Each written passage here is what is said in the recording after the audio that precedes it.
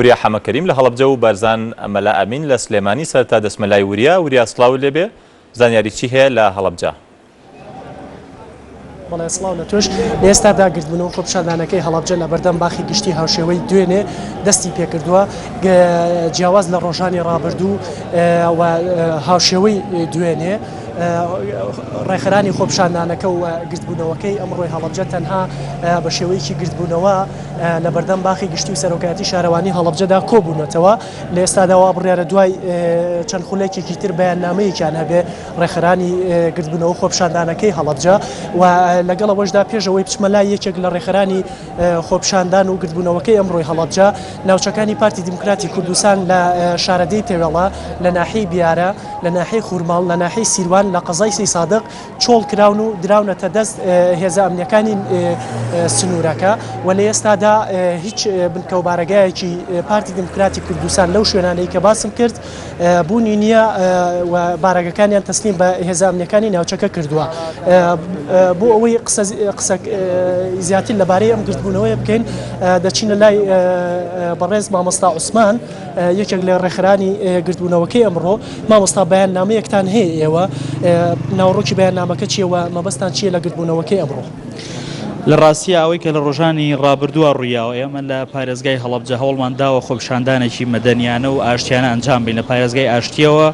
داواکاری و ناڕازایی فەرمانبەران و مامۆستایان بگەێنین بۆ ئەوەی کە داوای مافەکانی خۆمان بکەین بەڵام هەستەکەین وردە خەریکە خۆپیشاندان و ناڕازایی و مانگرتنەکان بە ئاڕاستەیەکی کارڕوە ڕەنگی سیاسی ئەگرێ بۆ ئێمە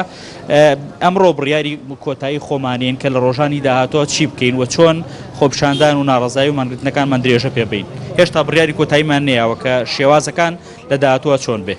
ئێستاش کە لە پێشتردا داواتانە کرد خۆپیشاندان و گرتبوونەوەکان ئێوە وەکو سەرپەرشتیاری خۆپیشاندان و گرتبوونەوەکەی هەڵەبجە تەنها بۆ داواکاری موچێ یاخود داواکارەکانتان گۆڕاوە بەشێکی زۆری داواکارەکانی ئێمە داواکاری موچە و داواکردنی مافەکانی خۆمانە لەگەڵەوەشە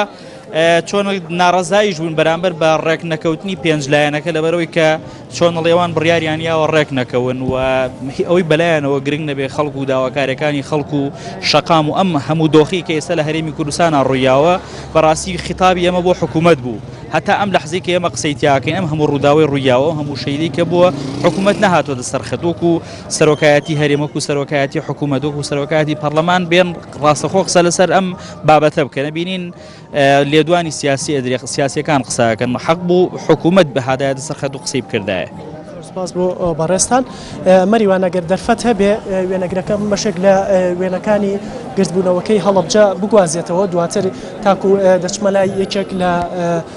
بەشداربووانی گرتبوونەوەکە بەڕێستان کە وەک بەشداربوویەکی گرتبوونەوەکە لە ڕۆژانی ڕابردووشدا بەشداریتان هەبوو مەبەستان چییە لە بەشداریکردن لەم گرتبوونەوەیە و ئەمڕۆ دوای ئەم گرتبوونەوە لێرە بڕیاری چیتان هەیە؟ بەڵێ ئێمە وەکو مامۆستایان و فەرمانبەران و هەوڵاتیانی هەڵەبجە هەر لە یەکەم ڕۆژەوە بۆ داواکاری سەرەکی موچە و داواکاری چاکسازی لە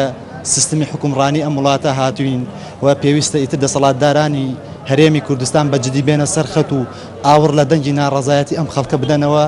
و بەجددی هەنگاو هەڵگرن بۆ چارەسەرکردنی کێشەکانی ئەم حکوومەتە. زۆر سپاس بۆ بەڕێزت ئەگەر وێنەگرەکەم هاوکار بێتە ئێرە وێنەی هەندێک لە خۆپیشاندەران و گرتبوونەوەکەی ئەمڕۆی هەڵەبجە بگوازێتەوە لەگەڵەوەشدا مەریوان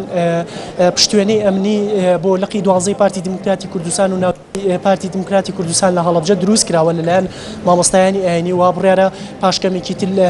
نوێنەری لایەنە سیاسیەکانی هەڵەبجە سەرجەم نوێنەری لایەنە سیاسیەکان سەردانی لەقی 12 پارتی دیموکراتی کوردستان بکەن و پشتێنەی ئەمنی دروست بکەن بۆ ئەوەی لە کاتی هەر حاڵەتێکی ڕوبەڕووبوونەوە لەگەڵ ناوچەکانی پارتی لە هەڵەبجە و لەقی 12 پارتی دیموکراتی کوردستان لایەنە سیاسیەکان و مامۆستایانی ئاینی و هەندێک لە چالاکوانان ببنە پشتوێنەیەکی مەدەنی و ئەمنی و لەگەڵەوەشدا هێزە ئەمنیەکان لە هەڵەبجە بەڵێ سپاس وریا